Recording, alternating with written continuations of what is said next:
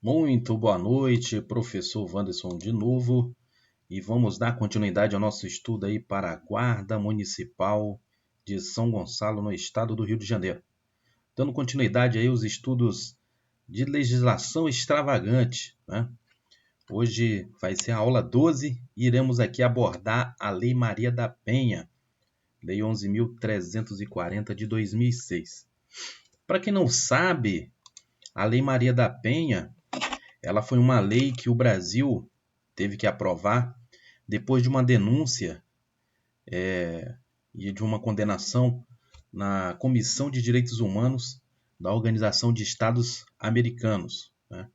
A senhora Maria da Penha, né, que deu origem ao nome desta lei, que foi homenageada, né, no caso, ela foi uma senhora que foi casada durante 23 anos e sofreu diversos atos de violência doméstica, né?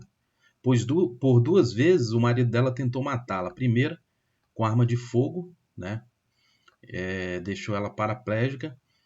E a segunda vez por meio de eletrocução e afogamento, né? Depois disso, ela denunciou ele à polícia e assim, por meio de uma decisão judicial, conseguiu ser afastada aí. O marido foi afastado do seu lar. Só que o processo demorou muitos anos na justiça e ela não conseguiu aí que fosse feito justiça ao caso dela, né? E acabou que uma comissão, uma ONG em defesa dos direitos das mulheres, juntamente com a aval aí da senhora Maria da Penha, elas ingressaram com uma denúncia na Comissão de Direitos Humanos da OEA. E na OEA foi constatado, né, foi aberto por meio dessa denúncia, foi aberto um processo lá, e o Brasil, né, a República Federativa do Brasil, acabou sendo condenada, né, porque foi reconhecido no âmbito processual lá que o Brasil acabou sendo tolerante, negligente, né, diante desse caso, porque depois de vários atos de violência, ter deixado Maria da Penha paraplégica, né, o marido, ele não foi condenado, não houve nenhuma punição para ele. Depois disso, foi reconhecido aí o direito, o Estado brasileiro teve que ressarcir, né, pagaram a indenização à senhora Maria da Penha e depois utilizar meios aí para que fosse verificado o porquê de tanta demora nesse processo. E assim houve a condenação do ex-marido aí da senhora Maria da Penha. E além disso, né, como eu disse, o Brasil ele foi condenado a iniciar ali e a elaborar políticas públicas que viessem ali a erradicar a violência contra a mulher, né? Então, uma dessas políticas públicas e também criar mecanismos para que a justiça realmente viesse a atuar. E aí surge, né, o Congresso Nacional aprova a Lei 11.340 no dia 7 de agosto de 2006, e essa lei foi sancionada na época pelo ex-presidente Luiz Inácio Lula da Silva, né? E houve mudanças radicais, né? Porque antes, quando havia caso de violência doméstica contra a mulher, não havia nem existia a possibilidade do agressor ser passível aí de sofrer uma prisão preventiva e muito menos ter direito aí, no caso, ter uma condenação, ter um afastamento do lar para evitar medidas protetivas, né? Para evitar mal maior e fazer cessar aí a violência. Então é uma disposição constitucional, temos aqui a nossa Lei 11.340, conhecida como a Lei Maria da Penha, né? Então essa lei, ela criou mecanismos para coibir a violência doméstica e familiar contra a mulher, nos termos do parágrafo 8º do artigo 226 da nossa Constituição Federal e da Convenção sobre a Eliminação de todas as formas de discriminação contra as mulheres e da Convenção Interamericana para prevenir, punir e erradicar a violência contra a mulher. Dispõe sobre a criação do Juizado de Violência Doméstica e Familiar contra a Mulher, altera o Código de Processo Penal, o Código Penal e a Lei de Execução Penal e dá outras providências. Então acabou aí criando um mecanismo que veio a endurecer a parte processual, né, em caso de violência contra a mulher. O presidente da República faço saber que o Congresso Nacional decreta e eu sanciono a seguinte lei. Eu dei uma iniciação básica aí, né, falando a parte histórica dessa lei, o porquê que surgiu a lei, e agora nós adentramos realmente ao estudo propriamente dito desta lei, né. O título 1 ele vai falar das disposições preliminares, né. Lembrando que é uma lei importante, pode cair uma questão na prova de vocês, não é uma lei muito extensa, são 7 páginas aí, mas é preciso saber que lei é essa, o que a Lei 11.340 trata, né? Então, aqui no cabeçalho vai dizer que cria um mecanismo para coibir a violência doméstica e familiar contra a mulher, né? E o artigo 1º, dentro do título 1, disposições preliminares, no artigo 1º diz: esta lei cria mecanismos para coibir e prevenir violência doméstica e familiar contra a mulher, nos termos do artigo 8º, do parágrafo 8º do artigo 226 da Constituição Federal, da Convenção sobre a Eliminação de Todas as Formas de Violência contra a Mulher, da Convenção Interamericana para Prevenir, Punir e Erradicar a Violência contra a Mulher e de outros tratados internacionais ratificados pela República Federativa do Brasil. Dispõe sobre a criação do Juizado de Violência Doméstica e Familiar contra a Mulher e estabelece medidas de assistência e proteção às mulheres em situação de violência doméstica e familiar. Hoje, os homens, agora, né, depois da aprovação dessa lei, eles vão pensar 2 vezes aí antes de cometer um ato de violência contra a mulher, porque a lei agora está mais endurecida, né? A gente vai estudar aí no decorrer desta aula que os mecanismos aí que vieram a coibir, eles passam a ser mais justos e mais efetivos, né? Com a criação do juizado de violência doméstica contra a mulher, acabou aquela ideia de juizado de pequenas causas, né? Juizado criminal de pequenas causas, onde o agressor era condenado somente a uma prestação de serviço à comunidade, a pagar a cesta básica. Acabou isso, tá?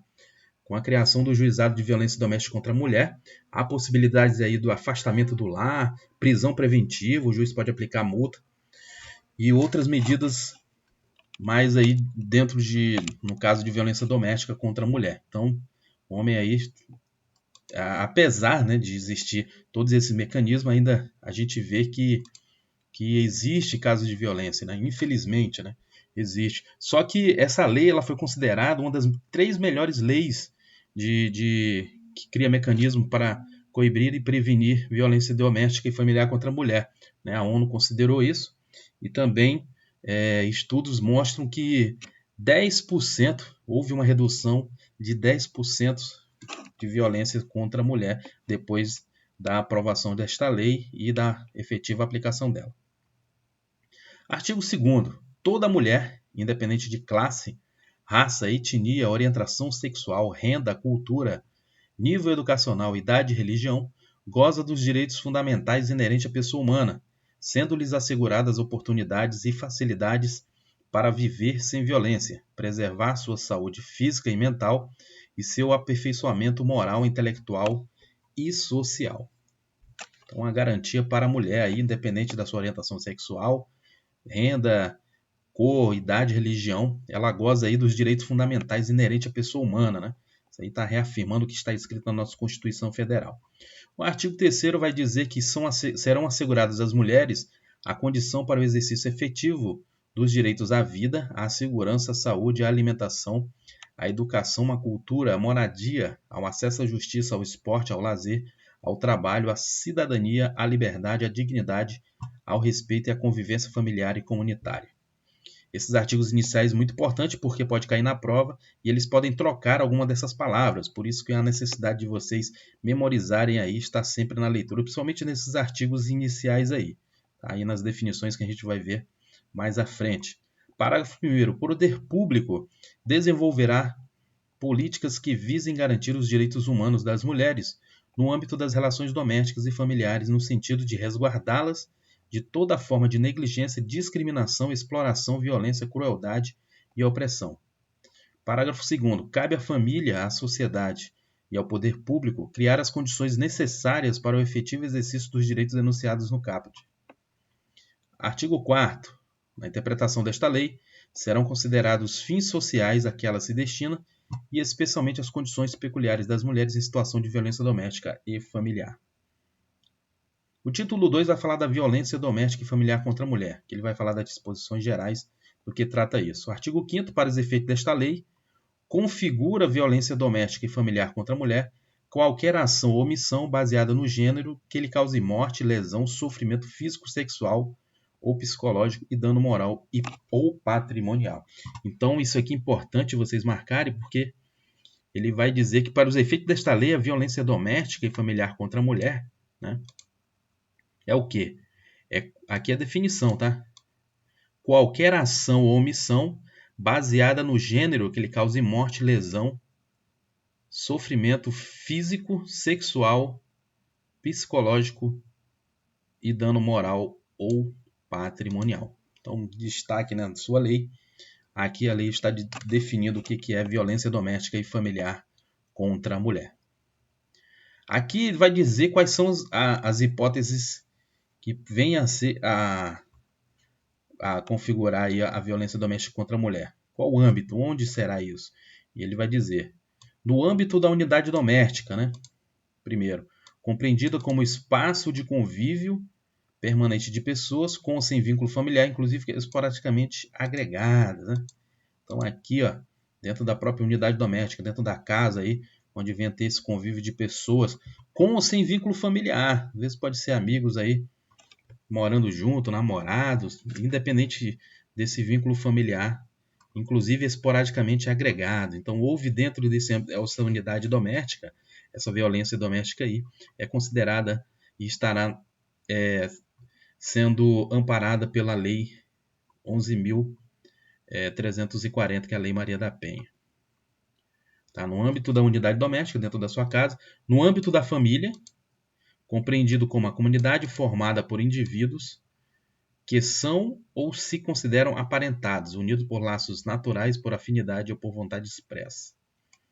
Então, no âmbito da família, mesmo não morando juntos, mas tendo a violência aí dentro do âmbito da família, pode ser entre primos, podem ser irmãos, irmão com irmã, filho com mãe, filho com avó, por afinidade, sogro com sogra, genro e sogra, por afinidade ou por vontade expressa, né, dentro do ambiente familiar, por consideração, madrinha, madrinha e afilhado, né? Então, por afinidade expressa aí, também essa violência doméstica aí no âmbito familiar, é compreendida também, e dentro aí da hipótese da Lei Maria da Penha também. A violência doméstica familiar contra a mulher, né, que venha causar aí qualquer ação aí, também além do âmbito familiar, em qualquer relação íntima de afeto, né, namoro também aí, ó, no qual o agressor conviva ou tenha convivido com o ofendido, independente de coabitação.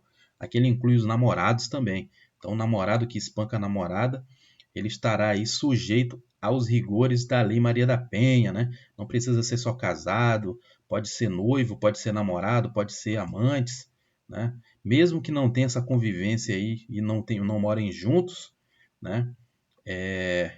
A lei prevê a punição para esses também.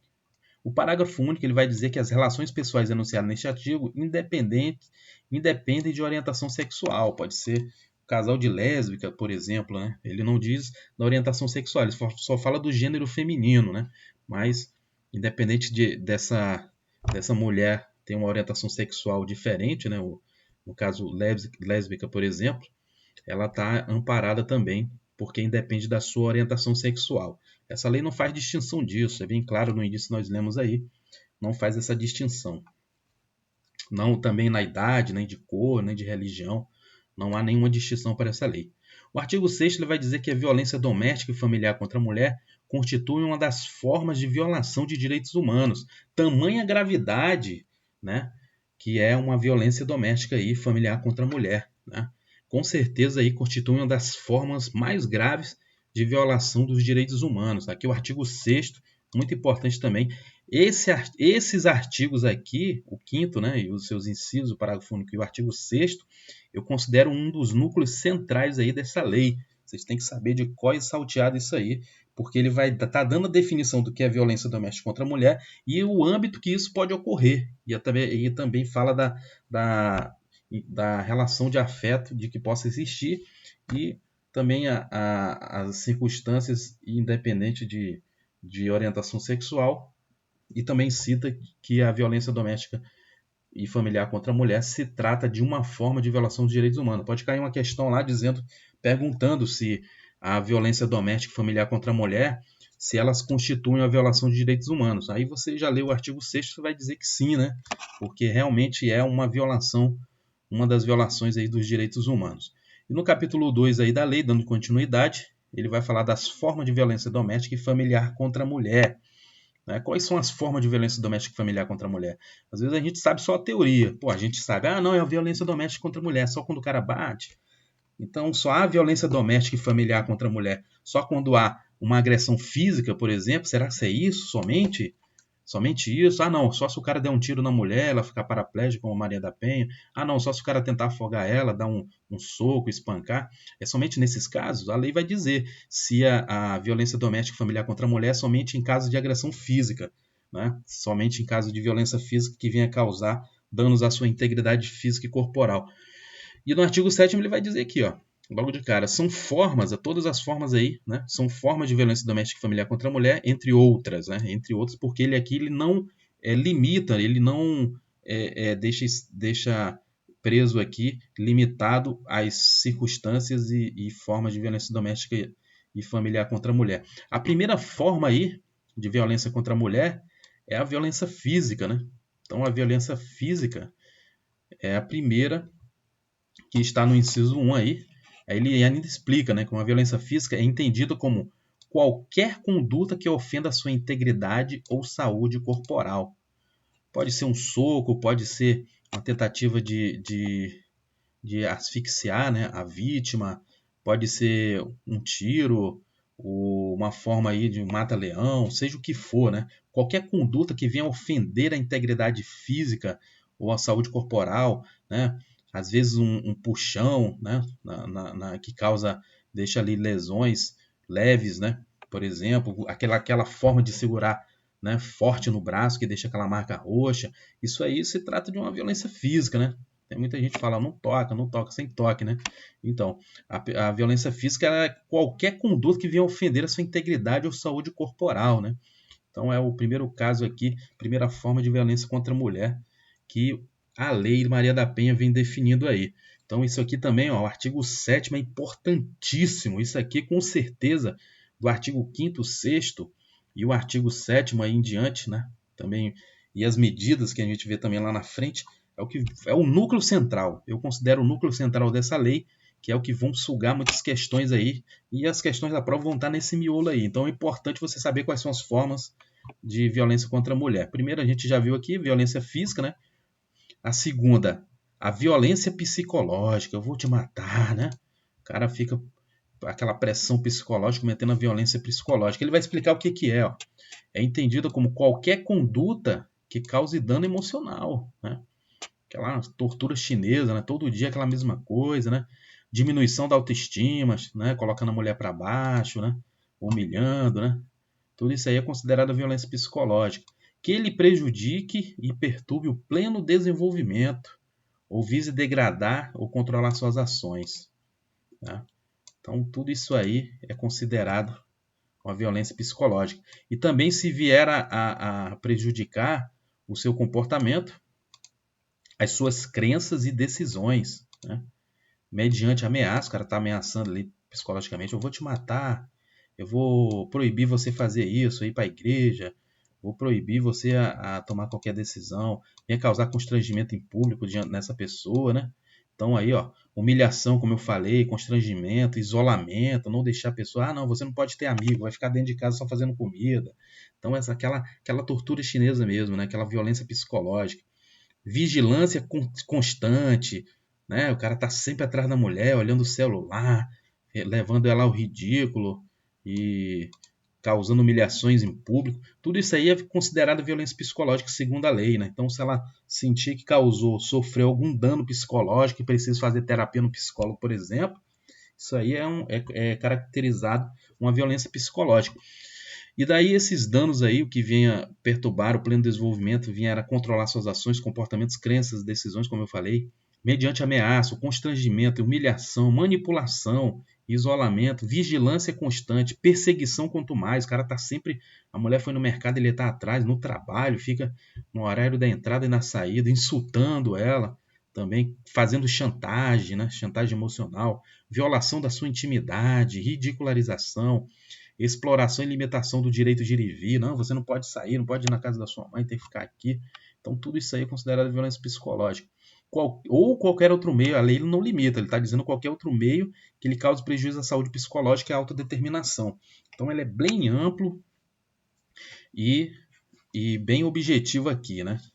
Então, não é só, então, a gente aprendeu que não é somente a violência física, né? Que é considerada violência contra a mulher. Então, a violência psicológica também ela está amparada aqui, né, na Lei Maria da Penha.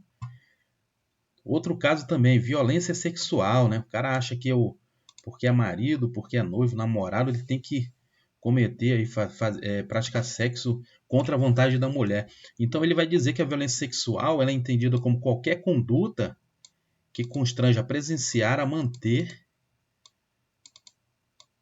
ou a participar de relação sexual não desejada. A mulher não quis praticar nenhuma relação sexual com o marido, com o namorado ou com o noivo, e o cara chega e quer obrigar ela a fazer contra a sua vontade, né? Mediante intimidação, né? Que a lei vai falando, mediante intimidação, ameaça, eu vou te matar se você não fizer, não vou te dar isso, vou cortar tudo que você tem aí, todos os seus benefícios, né? Em casa, vou te espancar, o cara... Isso aí, além da violência sexual, também é uma ameaça psicológica, uma violência psicológica também. Mas a violência sexual é isso. Qualquer conduta, né, que venha a querer manter ou praticar ou constranger a mulher a fazer uma relação sexual não desejada, mediante uma intimidação, ameaça, coação ou uso da força que introduza a comercializar ou utilizar de qualquer modo a sexualidade, né? E também que impeça de usar qualquer método método contraceptivo ou que force ao matrimônio, à gravidez, ao aborto, à prostituição, mediante coação, chantagem, suborno, manipulação ou que limite ou anule o exercício de seus direitos sexuais e reprodutivos. Tudo isso aí é considerado violência sexual, né? Então, impedir o cara chegar, impedir que a mulher utilize ali a pílula, né, contraceptiva, ou venha forçá-la a ficar grávida, ou venha obrigar a abortar, ou obrigá-la a se prostituir, coagir a isso, ou praticar a manipulação nesse caso, é considerada aí uma violência sexual. Então, a terceira forma de violência doméstica familiar contra a mulher é a violência sexual, que está no inciso 3 aqui. A quarta forma de violência contra a mulher é a violência patrimonial. Aqui ele vai explicar o que é. É qualquer conduta que configure retenção, quer dizer, segurar o dinheiro da mulher, o salário. Pô, o cartão da mulher, do salário dela fica na mão do cara. Isso aí já é a violência patrimonial. Subtração, o cara tirar o dinheiro dela sem o consentimento dela. Destruição parcial ou total de seus objetos. Né? O cara, joias, né? Celular, o cara quebrar, destruir o celular da mulher por ciúme. Isso aí também pode ser enquadrado como um caso de violência patrimonial.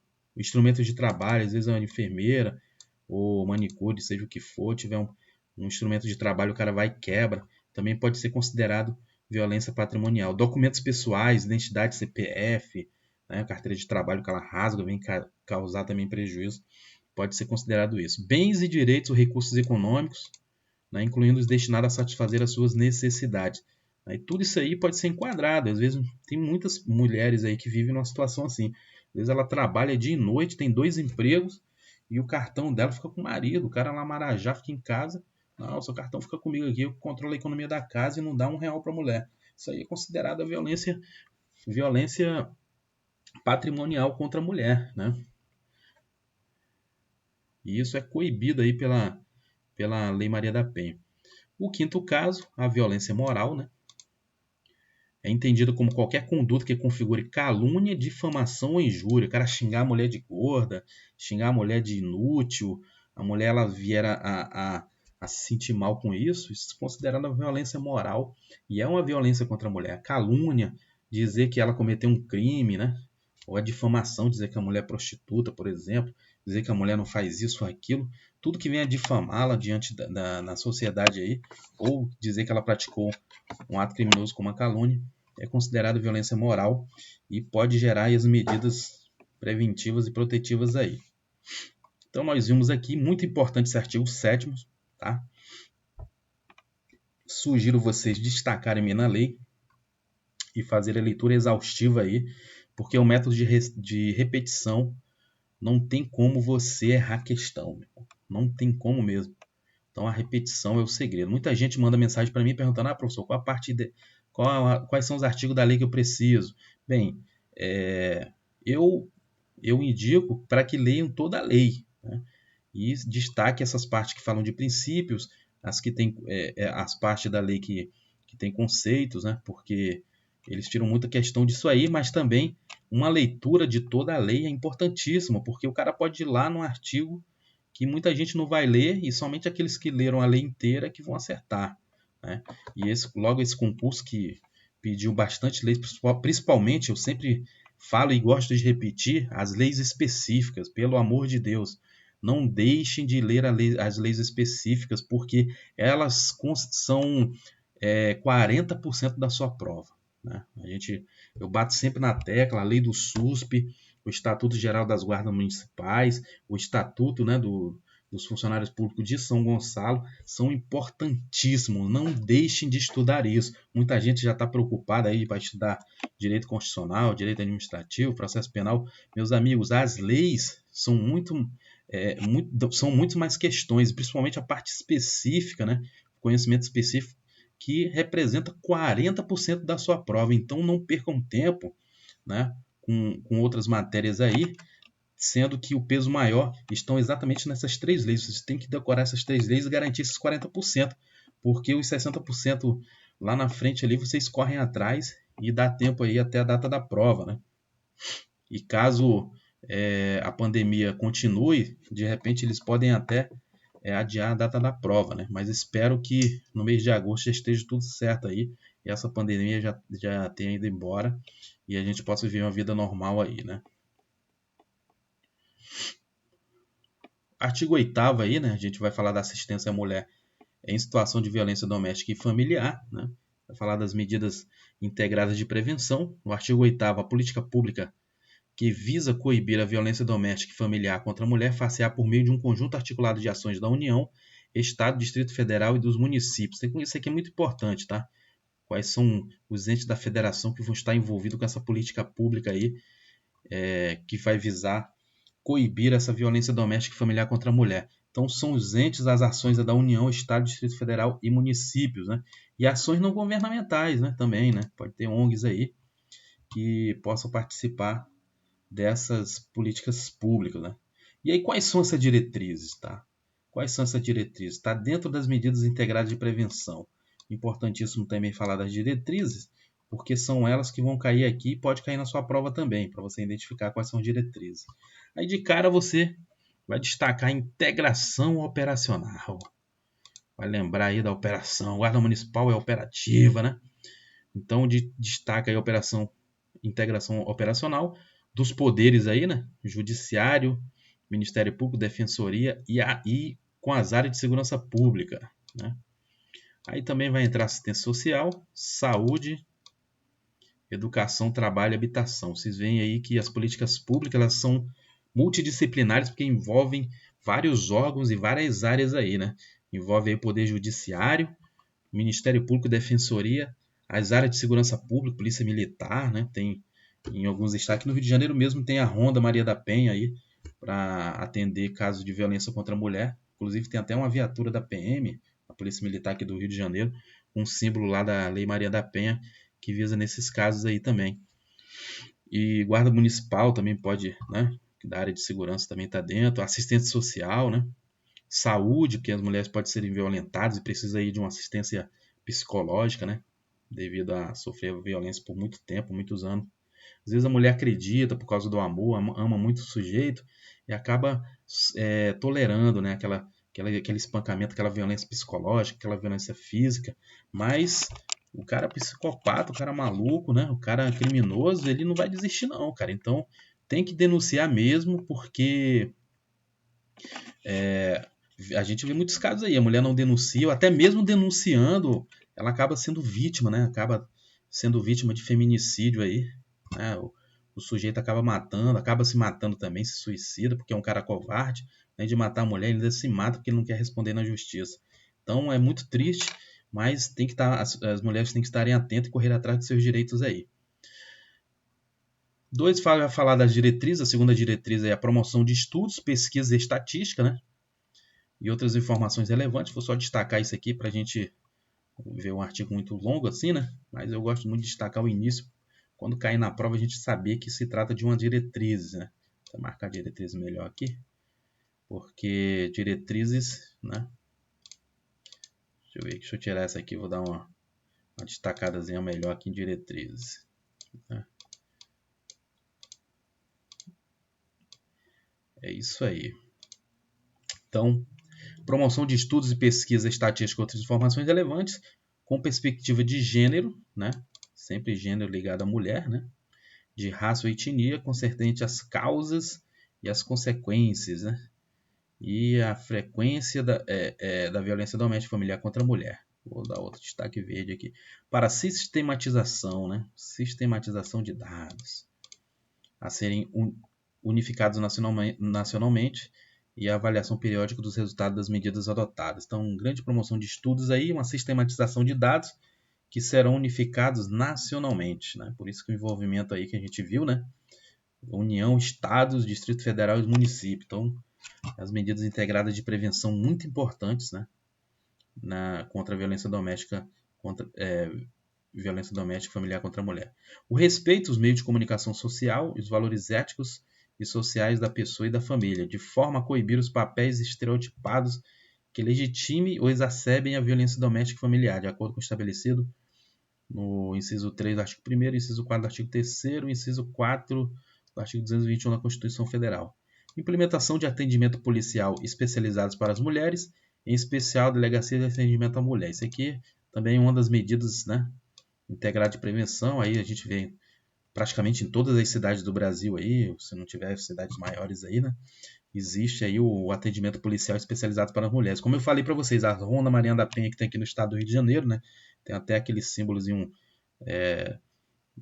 na porta das viaturas da PM para atendimento à mulher em caso de violência contra a mulher, né, em defesa aí da Lei Maria da Penha. E a gente vê aqui que isso aqui já é uma política pública já implementada, delegacia de atendimento à mulher, né, já é bastante implementada em vários lugares aí. Promoção e realização de campanhas educativas e prevenção de violência doméstica contra a mulher. Campanhas aí a gente vê muita propaganda na TV, rádio, internet principalmente, né? Voltado ao público escolar, né? Palestra em escolas, né? Universidades, sociedade em geral também, né? Igrejas, né? Muitos casos aí. Difusão dessa lei, instrumentos de proteção dos direitos humanos da mulher. Isso aqui também é uma das medidas de prevenção. Essas são uma das diretrizes. Celebração de convênios, protocolo ajuste ou termos de instrumentos de promoção e parceria com os órgãos governamentais, entre estes e entidades não governamentais. A gente vê muita ONG aí de defesa do direito da mulher, né? Tem por objetivo a implementação de programa de erradicação, que é o fim da violência doméstica e familiar contra a mulher. Capacitação permanente das polícias militar, né? Civil e militar e guarda municipal e corpo de bombeiros. A capacitação permanente aí, profissionais também que exercem pertencente aos órgãos e às áreas enunciadas no inciso 1, quanto às questões de gênero, de raça e de etnia, né? Também medidas preventivas aí. Está sempre tendo palestra, até mesmo nos cursos de formação, né? Além dos cursos de formação aí da Guarda Municipal, Polícia Civil, na Academia da Polícia Civil e Polícia Militar, eles têm o estudo da Lei Maria da Penha e também das políticas públicas e os treinamentos permanentes aí de como agir no dia a dia para aplicar corretamente a Lei Maria da Penha e aplicar as políticas públicas aí de prevenção à violência, né? Prevenção e a erradicação, o fim da violência contra a mulher. A promoção de programas educacionais que disseminem valores éticos e de restrito respeito à dignidade humana com a perspectiva de gênero, de raça ou de etnia, né? O destaque nos currículos escolares de todos os níveis de ensino para os conteúdos relativos aos direitos humanos, à equidade de gênero, de raça ou de etnia e ao problema da violência doméstica e familiar contra a mulher. É o capítulo 2, que vai no artigo 9 aí, vai falar da assistência à mulher em situação de violência doméstica e familiar. Já é um ponto mais específico, também pode cair alguma questão daqui, né? Então é importante também a leitura atenta aí nesse artigo. Assistência à mulher em situação de violência doméstica e familiar será prestada de forma articulada. Tá? Destaca bem isso aqui, conforme princípios e diretrizes previstos na Lei Orgânica da Assistência Social, Sistema Único de Saúde e Sistema Único de Segurança Pública. Tá? Então, é uma forma articulada. Então, assistência à mulher em situação de violência doméstica e familiar vai ser prestada de uma forma articulada, segundo os princípios e diretrizes previstos na Lei Orgânica da Assistência Social, o Sistema Único de Saúde e o Sistema Único de Segurança Pública. Vocês estudaram isso no SUS, porque tem lá a aplicação dos princípios aí, defesa dos direitos humanos, né? Entre outras normas e políticas públicas de proteção, emergencialmente, quando for o caso. Aí o parágrafo 1º, de cara, vai dizer, a determinar o juiz aí, ó. O juiz determinará, por prazo certo, a inclusão da mulher em situação de violência doméstica e familiar no cadastro de programas assistenciais do governo, estadual e municipal. Tá? Então, de forma integrada, né, e articulada, a gente aprendeu aí, e o juiz ele vai determinar no prazo certo a inclusão da mulher em situação de violência doméstica e familiar em programas de assistenciais do governo. Né? Tanto federal, estadual e municipal. A gente aprendeu também que são todos os entes da federação que vai atuar aí. O parágrafo 2º vai dizer que o juiz assegurará a mulher em situação de violência familiar contra a mulher para preservar a sua integridade física e psicológica. O que o juiz vai assegurar para a mulher? Primeiro, acesso prioritário à remoção quanto servidora pública, integrante da administração direta e indireta. De repente, a mulher casada, um marido maluco lá começa a cometer a violência doméstica, né? Pode ser uma violência patrimonial, uma violência moral, uma violência física ou psicológica. E de cara, se ela for servidora pública, o juiz ele pode, né, de cara aí determinar, né? Ele assegura esse direito para a mulher que sofreu a violência, né? O acesso prioritário à remoção, se ela for servidora pública, quer dizer, a transferência dela. Se ela for servidora pública estadual, o juiz de cara aqui vai dar um acesso prioritário para ser transferida para outra unidade do estado, se for da União para outro estado, né? Se for funcionária pública federal, ela pode ser removida para um outro estado da federação. E se for do município, pode trocar de órgão ali, troca de bairro ou de situação para se manter longe aí do agressor. O 2 é a manutenção do vínculo trabalhista, né? Quando necessário, afastamento do local de trabalho por até 6 meses. Né? Então, digamos que a mulher seja uma empregada aí de uma loja, né? Um emprego privado, tenha carteira assinada, né? Seja com um caixa de supermercado, operadora de caixa, uma bancária, né? Ou administradora. Tem uma carteira assinada em qualquer empresa privada, né? E aí ela sofre violência, né? O juiz do juizado de violência doméstica, né, e familiar contra a mulher, ele pode determinar que aquele vínculo, aquela carteira assinada dela continue, mesmo ela estando afastada do local de trabalho, porque ela foi afastada em virtude de sofrer violência, né, doméstica aí do seu companheiro, do seu namorado, do seu marido, né? Então aí o juiz ele pode segurar isso, porque a lei permite isso, que é ele afasta a mulher e mantém por até 6 meses o vínculo trabalhista. Então ela vai receber o salário normalmente, isso por determinação judicial, né? Então é uma das questões aí que é assegurado pelo juiz, que o juiz pode aplicar. Né? Tanto a transferência dela, a remoção, se ela for servidora pública, e se ela for servidora empregada trabalhista, tiver carteira assinada, o juiz afasta ela do local de trabalho, porque o maluco pode chegar lá, né, o agressor, e por até 6 meses aí, ela mantém esse trabalho dela, o vínculo trabalhista, sem prejuízo da sua remuneração. 3 é o encaminhamento à assistência judiciária, né? Quando for o caso, inclusive para eventual ajuizamento de ação de separação judicial, divórcio, anulação de casamento ou dissolução de união estável perante os juízes competentes. Né? Então o juiz ele pode encaminhar a mulher que sofreu violência aí do marido, por exemplo, o juiz ele pode encaminhar para a defensoria pública, né? Para que a defensoria entre com a ação aí de separação judicial ou de divórcio. Parágrafo 3º. A assistência à mulher em situação de violência doméstica familiar compreenderá o acesso aos benefícios decorrentes do desenvolvimento científico e tecnológico, incluindo os serviços de contracepção de emergência, a profilaxia das doenças sexualmente transmitíveis, síndrome de imunodeficiência adquirida, AIDS, e outros procedimentos necessários e cabíveis nos casos de violência sexual. Digamos, o cara contrai uma doença e quer passar para a mulher, e aí a mulher é violentada, sofre uma violência sexual. A assistência à mulher pode garantir isso a ela, né? Profilaxia das doenças sexualmente transmitíveis e de AIDS, né? Tomar todos aqueles remédios, aqueles coquetéis ali. E também serviço de contracepção de emergência, né? Pelo dia seguinte, seja o que for. Isso aí é assegurado a mulher em situação de violência doméstica aí. O parágrafo 4º. Aquele que por ação ou omissão causar lesão, violência física, sexual, psicológica e dano moral ou patrimonial à mulher, fica obrigado a ressarcir todos os danos causados, inclusive ressarcir o Sistema Único de Saúde, de acordo com a tabela do SUS, os custos relativos ao sistema de saúde prestado para o total tratamento das vítimas em situação de violência doméstica familiar, recolhidos recursos assim arrecadados ao Fundo de Saúde do ente federado responsável pelas unidades de saúde que prestarem serviço. Então, todo aquele que causar lesão, violência física ou sexual contra a mulher, então o agressor, meu irmão, ele vai ser obrigado aí a ressarcir todos os danos causados à mulher, inclusive ressarcir ao SUS, né? Todas as despesas que o SUS teve para atender aquela mulher que foi agredida fisicamente, ou sexualmente, ou psicologicamente, todos os custos aí, esse sujeito agressor ele vai ser condenado a ressarcir o SUS, né? Pela tabela do SUS, os valores pela tabela do SUS aí. E esse recurso vai ser destinado ao fundo de saúde que o ente federado for responsável pela unidade de saúde. De repente, a unidade de saúde que atendeu a mulher do município, né? Aí vai ser o fundo de saúde do município. Se for um hospital público do estado, vai ser o fundo de saúde do estado. E se for um hospital público federal, vai ser o fundo de saúde federal. Parágrafo 5º.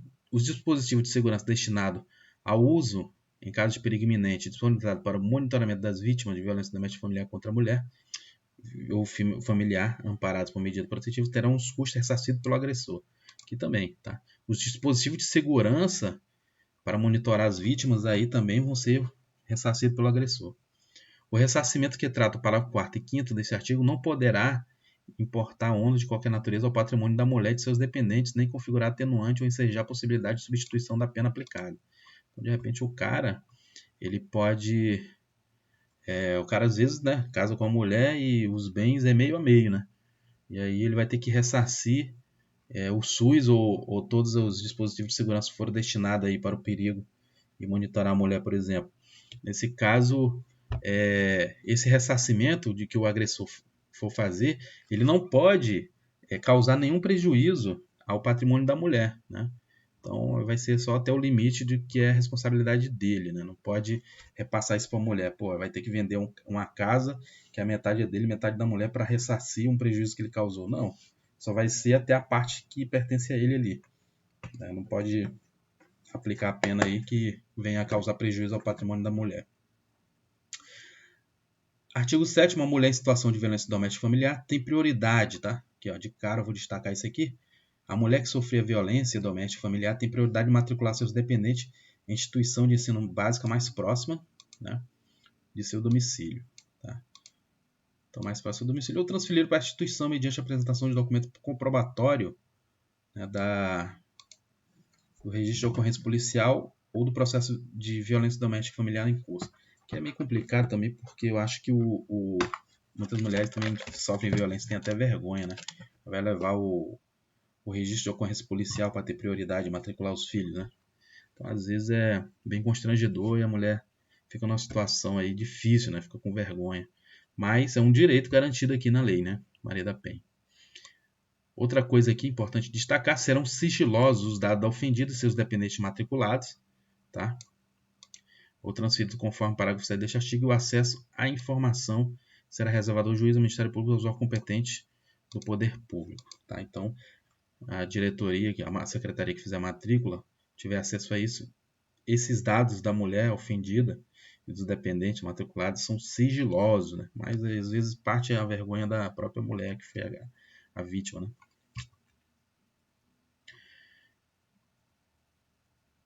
Aqui o capítulo 3 vai falar do atendimento pela autoridade policial. Já entra na parte policial, né? Artigo 10. Na hipótese de eminência ou da prática de violência doméstica e familiar contra a mulher, a autoridade policial que tomar conhecimento da ocorrência adotará de imediato as providências legais cabíveis. Então, o policial tomou conhecimento, né, ou está próximo de ter essa violência aí contra a mulher, ele de cara, quando ele toma conhecimento, ele tem que adotar imediatamente, né, as providências legais cabíveis. Aplique-se ao disposto no caput deste artigo o descumprimento da medida protetiva de urgência deferida. Né? Então, se uma medida de urgência protetiva da mulher, né, o juiz pode determinar que o agressor fique afastado aí 2 km, né, da mulher. Então, se ele descumprir isso, o policial tomar conhecimento, imediatamente ele tem que tomar providência. O 10A é um direito da mulher em situação de violência doméstica e familiar, atendimento policial e pericial especializado, ininterrupto e prestado por servidores, preferencialmente do sexo feminino, previamente capacitado. Tá? Então, é um direito da mulher. Artigo 10A, foi incluído em 2017.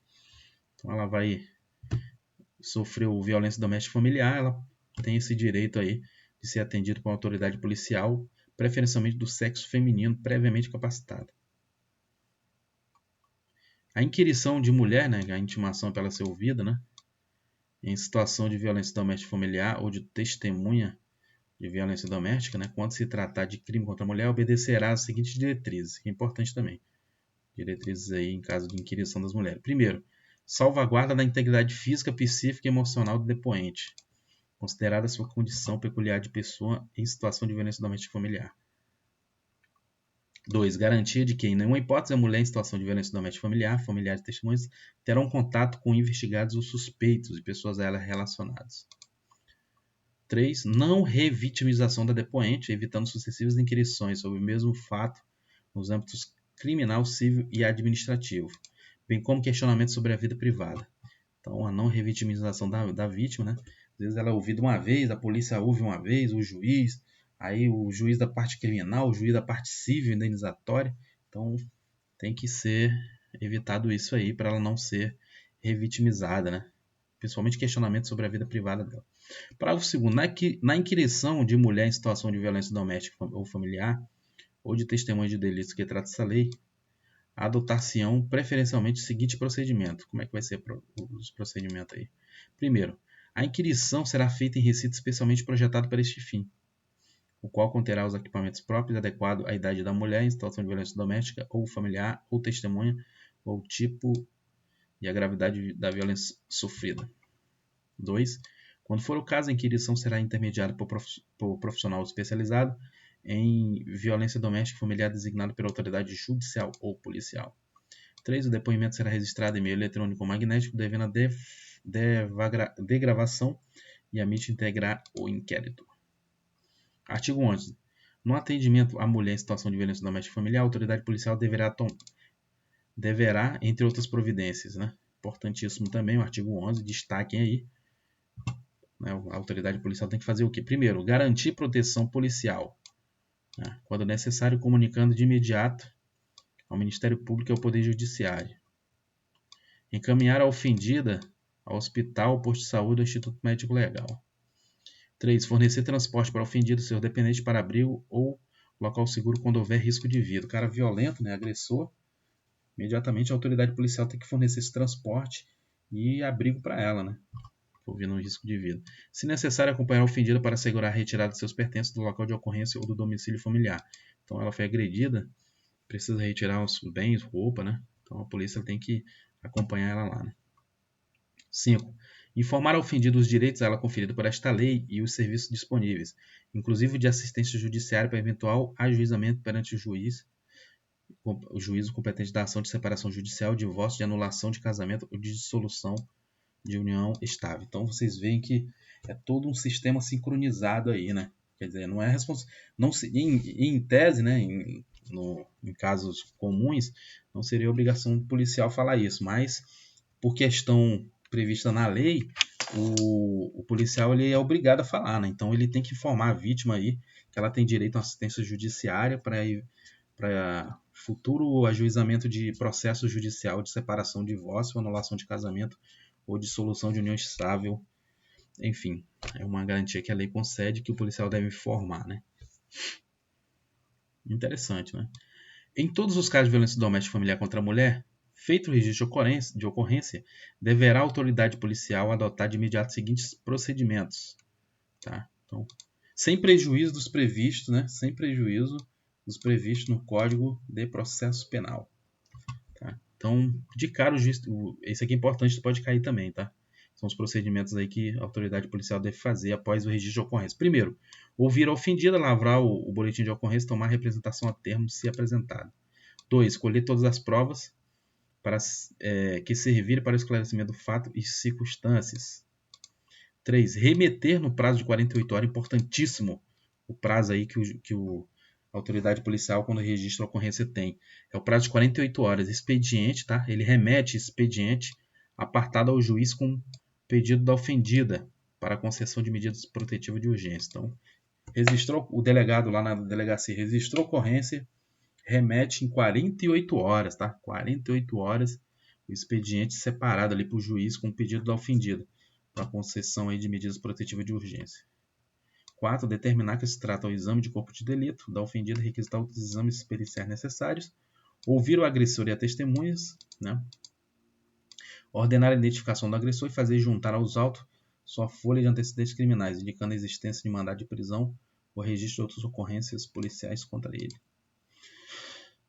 Verificar se o agressor possui registro de porte ou posse de arma de fogo e, na hipótese de existência, juntar aos autos de informação, bem como notificar a ocorrência à instituição responsável pela concessão do registro ou emissão de porte nos termos da Lei 10.826, que é o Estatuto do Desarmamento. Né? Então, isso aqui foi incluído ano passado. Então, agora o agressor, a polícia vai ter que verificar se o agressor ele possui registro de porte, né? Ou posse de arma aí. E caso tenha, tem que se juntar ao processo, né? E notificar a ocorrência, no caso, à Polícia Federal, concessão do registro ou emissão de porte. 7. Remeter no prazo legal os autos do inquérito policial ao juiz e ao Ministério Público. Então, o cara, delegado, depois de registrar, dentro do prazo legal, ele vai mandar o inquérito para o juiz e ao Ministério Público. Parágrafo 1º, o pedido da ofendida será tomado a termo pela autoridade policial e conterá e deverá conter, tá? O pedido da ofendida, da vítima, né? Da mulher. Primeiro vai falar da qualificação da ofendida e do agressor, qualificação da ofendida e do agressor, nome e idade dos dependentes, descrição sucinta do fato e das medidas protetivas solicitadas pela ofendida. Informação sobre a condição de a ofendida ser pessoa portadora de deficiência ou se da violência sofrida resultou deficiência ou agravamento de deficiência preexistente. Parágrafo 2º. A autoridade policial deverá anexar o documento referido no parágrafo 1º, o boletim de ocorrência e cópia de todos os documentos disponíveis em posse da ofendida. Parágrafo 3º. Serão admitidos como meio de provas os laudos ou prontuários médicos fornecidos por policiais de posto de saúde. Artigo 12A. Os Estados e Distrito Federal, na formulação de suas políticas e planos de atendimento à mulher em situação de violência doméstica e familiar, darão prioridade no âmbito da Polícia Civil à criação de delegacias especializadas de direito, delegacia especializada de atendimento à mulher, DEAMS, né? Núcleo investigativo de feminicídio de equipe especializada para atendimento à investigação das violências graves contra a mulher. Então, artigo novo aqui, ó, incluído 12A. Né? 12B foi vetado. Parágrafo 3º. A autoridade policial poderá requisitar os serviços públicos necessários à defesa da mulher em situação de violência familiar de seus dependentes. Né? Verificada a existência de risco atual e iminente à vida, integridade da mulher em situação de violência doméstica ou familiar, ou de seus dependentes, o agressor será imediatamente afastado do lar, domicílio local de convivência com a ofendida. 2 pontos. Então, aqui foi incluído no ano passado, né, a lei 13.827 foi sancionada pelo presidente Jair Bolsonaro. Né? Então, verificada a existência de risco atual, né, iminente à vida, integridade da mulher, ou, no caso de seus dependentes, o agressor será imediatamente afastado do lar, domicílio local de convivência do ofendido, pela autoridade judicial, tá? A primeira hipótese aí, pela autoridade judicial, que é o juiz, no caso, né? Ele pode mandar afastar aí esse agressor, em caso de risco à mulher. Segundo, pelo delegado de polícia, quando o município não for sede de comarca. Tá? Então, existem municípios que não têm comarca, né? Não tem sede do Poder Judiciário. Né? Às vezes, por exemplo, aqui no Rio de Janeiro, né? Tem a comarca de Três Rios, uma cidade próxima aqui do Rio de Janeiro, na região serrana, e tem a cidade chamada Areal. Areal, ela não é sede de comarca, mas tem delegacia lá, né? Então, a cidade de Três Rios é que fica a autoridade judicial. Mas em Areal, que não tem sede do Poder Judiciário, né? Não é sede de comarca, lá, mas tem delegacia, o delegado de polícia, de cara, ele pode mandar afastar o agressor, né? Por decisão do delegado, né? Isso aqui foi uma inovação muito importante, né? Aprovada aí pelo atual presidente. Caso também, ó, terceiro, isso aqui ainda vai mais amplo, né? Em proteção à mulher, muito importante também. O policial, né? Quando o município não for sede de comarca e não houver delegado disponível no momento da denúncia. Às vezes o delegado está de plantão, é um município pequeno, e ele não está de plantão só sobre aviso, está em outra cidade. E aí o policial o policial que estiver lá no plantão na hora, ele pode aplicar aí o afastamento do lar aí desse agressor. Mas aqui tem o parágrafo primeiro, ele é importante porque ele vai dizer o seguinte, que nas hipóteses do 2 e 3, quer dizer, do policial e do delegado, né, o juiz será comunicado no prazo de 24 horas. Né? Então, quando o delegado ou o policial, isso aqui é importantíssimo, pode cair na prova também, para afastamento do agressor do lar, né? Afastamento do lar. Né? Para afastar o agressor do lar, né? Em caso de violência contra a mulher ou ameaça, se for o delegado mandar afastar o policial, o juiz ele tem que se comunicar no prazo máximo de 24 horas, tá? Então, o prazo de 24 horas, não é 48, é 24 horas. E decidirá em igual prazo, quer dizer, em 24 horas também, o juiz ele vai decidir sobre a manutenção ou revogação da medida aplicada, devendo dar ciência ao Ministério Público concomitantemente. Então, um policial ou delegado mandou afastar o agressor, ele tem 24 horas, desculpa, o policial ou delegado tem 24 horas para comunicar ao juiz, e o juiz tem 24 horas também para decidir se mantém ou revoga aí esse afastamento. E de cara tem que intimar aí da ciência ao Ministério Público. Nos casos de risco nos casos de risco à integridade física da ofendida ou à efetividade da medida protetiva de urgência, não será concedida liberdade provisória ao preso. Então, já há possibilidade. Então, a Lei Maria da Penha inovou, né, com a possibilidade do juiz determinar a prisão preventiva do agressor. E se houver, continuar depois dessa prisão preventiva, houver aí ainda risco, né, de integridade física da ofendida ou da efetividade da medida protetiva de urgência, de afastamento, o juiz ele não pode conceder liberdade provisória ao preso. Então, importante conhecimento aí. Aqui no título 4 vai falar dos procedimentos, né, disposições gerais do procedimento. Importante também conhecer, né? Ao processo, ao julgamento e execução das causas cíveis e criminais decorrentes da prática de violência doméstica e familiar contra a mulher, aplicar-se-ão as normas do Código de Processo Civil, Código de Processo Penal, Código de Processo Civil e a legislação específica relativa a criança, adolescente ou idoso que não conflitarem com o estatuto estabelecido nesta lei, né? O juizado de violência doméstica e familiar contra a mulher, órgão da justiça ordinária com competência civil e criminal, poderão ser criados pela União, no Distrito Federal e nos territórios e pelos estados para o processo de julgamentos e execução das causas decorrentes da prática de violência doméstica e familiar contra a mulher. Parágrafo único. Os atos processuais poderão realizar-se em horário noturno, conforme dispuser a norma de organização judiciária. Importantíssimo, tá? Destaquem isso. Pode cair na sua prova perguntando se os atos processuais referentes à violência contra a mulher, se ele pode ser realizado no período noturno. Pode sim, está no parágrafo único aqui do artigo 14. 14A. A ofendida tem a opção de propor ação de divórcio ou dissolução de união estável no juizado de violência doméstica e familiar contra a mulher. Tá? Então, a mulher foi ofendida, né? Então, ela... Acabei aplicando aqui, mas nem precisa entrar na lei para ver.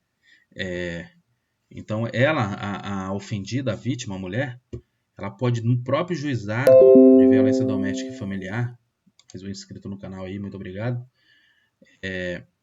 a ofendida tem a opção de propor ação de divórcio ou de dissolução de união estável no juizado de violência doméstica e familiar contra a mulher. Quer dizer, não precisa ela entrar na vara de família. Se ela foi vítima de violência do seu marido, vendo que foi o agressor, ela pode propor, né, entrar com processo aí de divórcio direto no juizado de violência doméstica e familiar contra a mulher. Isso é uma ampliação, né? Ampliação de competência aí, não é somente na parte criminal, mas entra na parte civil e familiar, né? Então, muito importante isso, né? Achei de grande importância, né? Divórcio e dissolução da união estável, né? Exclui-se da competência do juizado de violência doméstica e familiar contra a mulher a pretensão relacionada à partilha de bens. Então é somente para o divórcio, né? Divórcio e dissolução de união estável. A parte que é para dividir os bens, aí tem que ir para a vara de família, né? Iniciar a situação de violência doméstica familiar após o ajuizamento da ação de divórcio ou dissolução de união estável, a ação terá preferência no juiz onde estiver. Tá? Então, às vezes o cara se separa, tá rolando o processo de divórcio lá na vara de família, aí começa a violência doméstica familiar. Se já tiver o processo de divórcio em outra vara, na vara de família, aí ela vai ter essa ação vai ter preferência no juiz onde ela estiver. 15. É competente por opção da ofendida os processos cíveis regidos por esta lei. O juizado. Tá? Competente por opção da ofendida. Para os processos cíveis regidos por esta lei. O juizado do seu domicílio ou de sua residência, do lugar do fato ou que se baseou a demanda e do domicílio do agressor. Tanto faz. Pode ser tanto da vítima, domicílio do agressor ou lugar do fato. Nas ações penais públicas condicionadas à representação da ofendida de que trata esta lei, só será admitida a renúncia à representação perante o juiz, em audiência especialmente designada para tal finalidade, antes do recebimento da denúncia e ouvido o Ministério Público. Tá? Então, não é igual aos outros processos que a pessoa desistindo, o processo acaba, não. Só pode arquivar aí, no caso, a mulher desistir do processo, né? Somente perante o juiz, né, em uma audiência designada especialmente para isso, né, em qualquer caso não, antes do recebimento da denúncia ouvido no Ministério Público. É vedada a aplicação nos casos de violência doméstica e familiar contra a mulher de penas de cesta básica e outras de prestação pecuniária, bem como a substituição de pena que implica o pagamento isolado de multa. Foi o que eu falei para você, né? Então essa lei Maria da Penha ela veio trazer mecanismos efetivos e que não venha banalizar, né? Não venha a dar uma ideia de impunidade, porque antes, quando era aplicada a pena de pagar cesta básica, ou pagar dinheiro, né, ou substituir a pena com um pagamento isolado de multa, as pessoas, principalmente o agressor, ficava debochando e rindo da vítima. Ah, não, eu só vou pagar uma cesta básica. Vou meter a porrada na mulher e não vai acontecer nada comigo, eu vou pagar uma cesta básica. Então a Lei Maria da Penha veio acabar com isso. Ela veio acabar com essa ideia de impunidade e no artigo 17, de cara, ela proibiu que o juiz possa aplicar a pena de cesta básica ou de prestação pecuniária ou de multa isolada. Então o negócio é para quebrar mesmo, hein? Capítulo 2. Das medidas protetivas de urgência, né? As disposições gerais, artigo 18. Recebido o expediente com pedido da ofendida, caberá ao juiz no prazo de 48 horas. Então, o prazo de 48 horas ao juiz. Conhecer do expediente do pedido e decidir sobre as medidas protetivas de urgência. Então, o juiz tem 48 horas após o recebimento aí do pedido da vítima, né? Para conhecer do expediente e decidir sobre as medidas protetivas de urgência. Determinar o encaminhamento da ofendida ao órgão de assistência judiciária, quando for o caso, inclusive para ajuizamento de ação, separação judicial, divórcio, anulação de casamento ou dissolução de união estável perante o juiz competente. Em 48 horas também o juiz tem que comunicar. Olha quantos atos tem o juiz para fazer em 48 horas. Muita coisa. Imagina quantos processos o juiz vai ter. Mas ele tem que agir rápido porque está em jogo a vida da vítima, né? A vida da mulher. 48 horas também o juiz tem que comunicar ao Ministério Público para adotar as medidas. E em 48 horas também tem que determinar a apreensão imediata da arma de fogo sob posse do agressor. Às vezes o cara é um policial, já tem um porte de arma, é um atirador, um colecionador. Então o juiz em 48 horas também tem que determinar essa apreensão imediata da arma. Das medidas protetivas de urgência poderão ser concedidas pelo juiz a requerimento do Ministério Público ou a pedido da ofendida. Tá? Então, essa medida de urgência o juiz concede a requerimento do Ministério Público e a requerimento da ofendida. As medidas protetivas poderão ser concedidas de imediato, independentemente de audiência das partes. Tá? Isso é importante, isso aqui, ó. Medida protetiva pode ser concedida de imediato. Sem ter audiência, o juiz pode dar, tá? E sem ter também manifestação do Ministério Público, ela pode ser prontamente comunicada. Tá? As medidas protetivas de urgência serão aplicadas isolado ou cumulativamente e poderão ser substituídas a qualquer tempo por outras de maior eficácia, sempre que os direitos reconhecidos nesta lei forem ameaçados ou violados. Poderá o juiz, a requerimento do Ministério Público ou a pedido da ofendida, conceder novas medidas protetivas de urgência ou rever aquelas já concedidas, sem entender necessária a proteção da ofendida, de seus familiares e de seu patrimônio ouvido ao Ministério Público. Em qualquer fase do inquérito policial ou da instrução criminal, caberá a prisão preventiva do agressor. Importantíssimo, destaquem isso aqui. Em qualquer fase do inquérito ou do processo criminal, o juiz pode aplicar aí prisão preventiva do agressor, tá? Então, e de ofício, tá? Sem pedido de ninguém, o juiz ele pode reconhecer de ofício a requerimento do Ministério Público ou mediante representação da autoridade policial, tá? Então, a prisão preventiva aí é possível. O juiz poderá revogar a prisão preventiva sendo no curso do processo verificar falta de motivo para que subsista, bem como de novo decretar se sobrevierem as razões que justifiquem. A ofendida deverá ser notificada dos atos processuais relativos ao agressor, especialmente nos pertinentes a ingresso e saída da prisão, sem prejuízo da intimação do advogado constituído ou do defensor público. Isso é muito importante porque, a mulher sabe que o cara está preso e aí não sabe que ele está solto, aí leva a vida normal e tal, aí vai e tem essa surpresa de encontrar o cara na rua. Por isso que essa previsão da lei aqui é para proteger a vítima nesse sentido também, no artigo 21.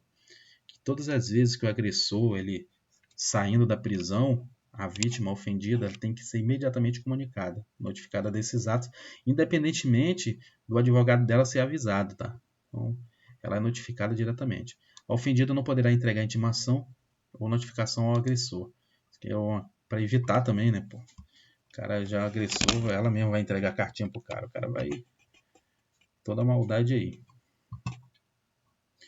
Muito importante esse aqui, meu irmão. Essa aqui é a parte muito importante que também pode cair na prova. Quer dizer, quase tudo da lei é importantíssimo, mas essa aqui é muito importante. Eu falei do núcleo central da lei, agora as partes importantes, porque é a medida protetiva de urgência que obriga o agressor, que pode ser aplicado por agressor.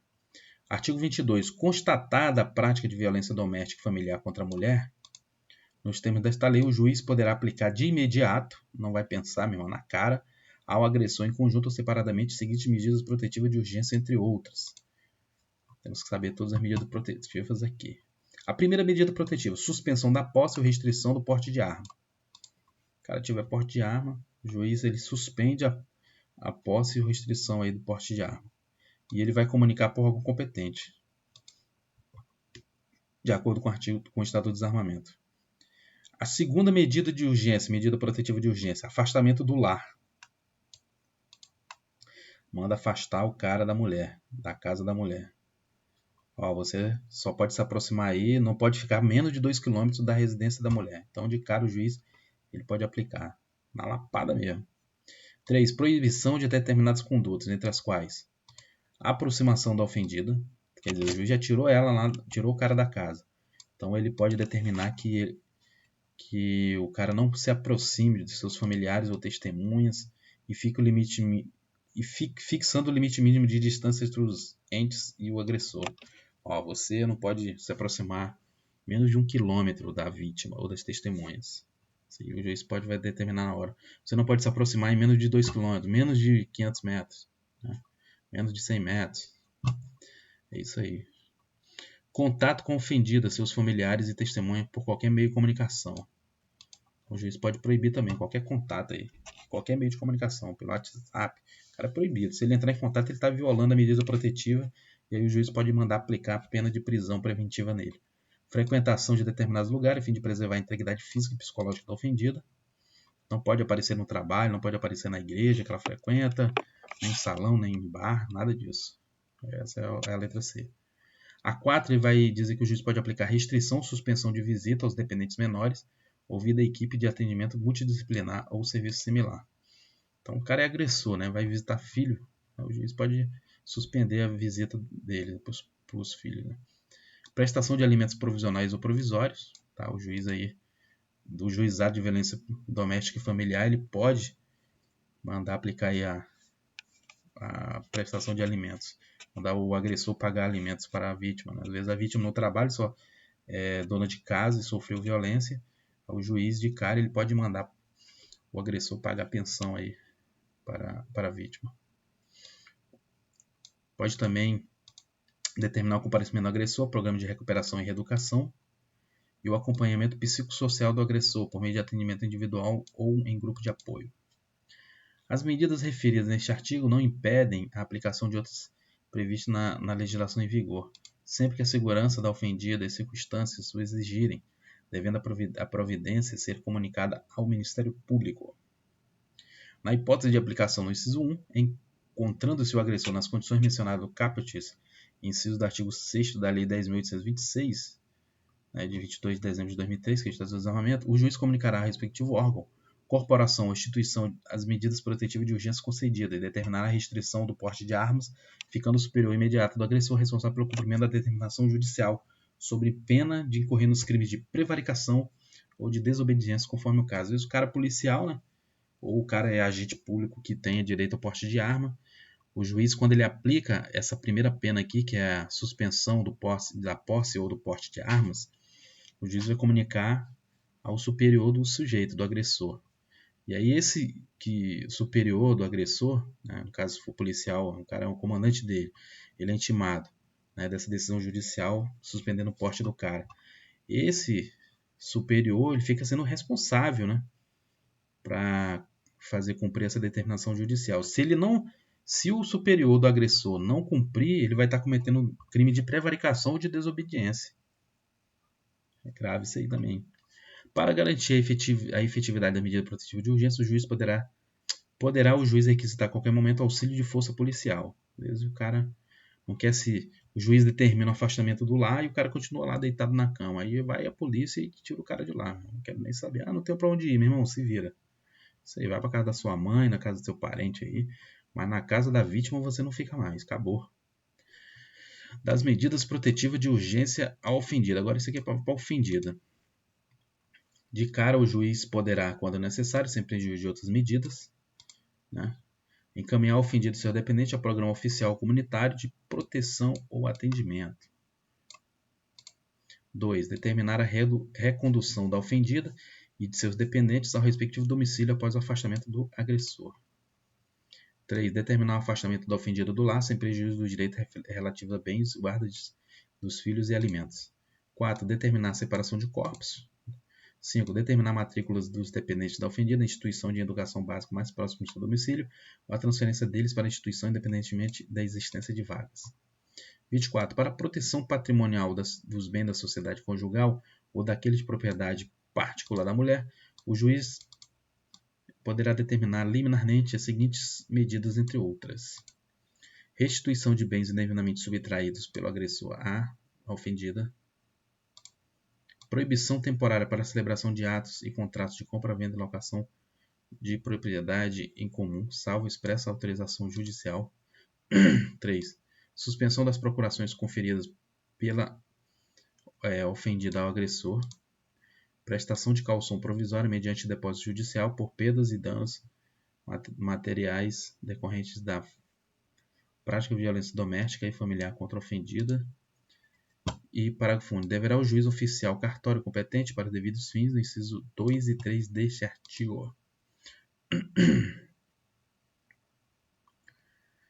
Aqui na seção 5, né, que foi incluída pela lei de 2018, do descumprimento de medidas protetivas de urgência, descumprimentos de medidas protetivas de urgência, dos crimes aqui. 24A. Descumprir decisão judicial que defere medidas protetivas de urgência previstas nesta lei. A pena de 3 meses de detenção a 2 anos. A configuração do crime depende da competência civil ou criminal do juiz que deferiu as medidas. Na hipótese da prisão em flagrante, apenas a autoridade judicial poderá conceder fiança. O disposto neste artigo não exclui a aplicação de outras sanções cabíveis. Atuação do Ministério Público. O Ministério Público intervirá quando não for parte nas causas civis e criminais decorrentes da violência doméstica e familiar contra a mulher. É importante. Caberá ao Ministério Público, sem prejuízo de outras alterações, no caso de violência doméstica e familiar contra a mulher, quando necessário, que é já do Ministério Público, hein? Requisitar força policial e serviços públicos de saúde, educação, assistência social, de segurança e entre outros. Fiscalizar estabelecimentos públicos e particulares de atendimento à mulher em situação de violência doméstica e familiar e adotar de imediato as medidas administrativas ou judiciais cabíveis no tocante às quaisquer irregularidades constatadas. Cadastrar os casos de violência doméstica e familiar contra a mulher.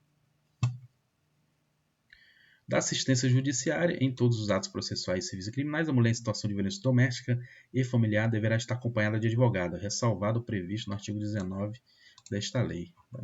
A gente volta no 19 para ver o que é, eu não lembro. As medidas protetivas de urgência poderão ser concedidas pelo juiz a requerimento do Ministério Público ou a pedido da ofendida. Tá. Então, para aplicar medidas protetivas é que não precisa de advogado, mas em todos os demais atos ela vai estar acompanhada de advogado. É garantido a toda mulher em situação de violência doméstica e familiar o acesso ao serviço da Defensoria Pública ou da assistência judiciária gratuita. Geralmente é a OAB, né? São Paulo é a OAB que presta serviço de assistência judiciária gratuita. Nos termos da lei, em sede policial judicial, mediante atendimento específico e humanizado. Da equipe de atendimento multidisciplinar.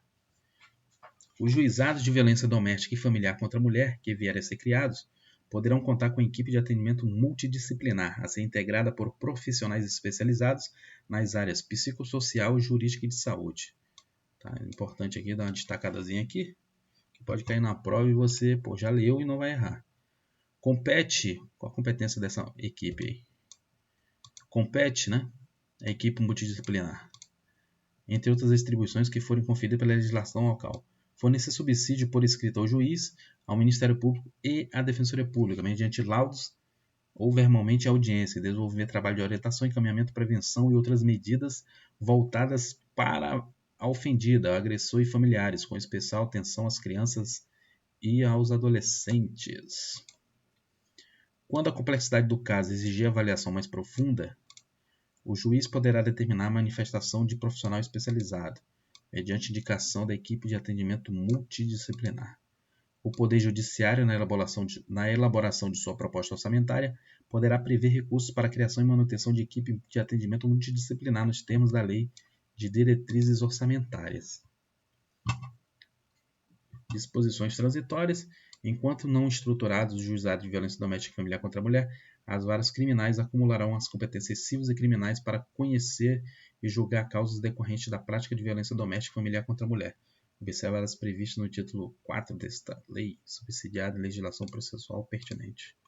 Será garantido o direito de preferência nas varas criminais para o processo de julgamento das causas previstas neste caput. Chegamos já quase no final aí da lei, né? Que é disposições finais. A instituição do juizado de violência doméstica e familiar contra a mulher será acompanhada pela implantação das curadorias necessárias do juiz e do serviço de assistência judiciária.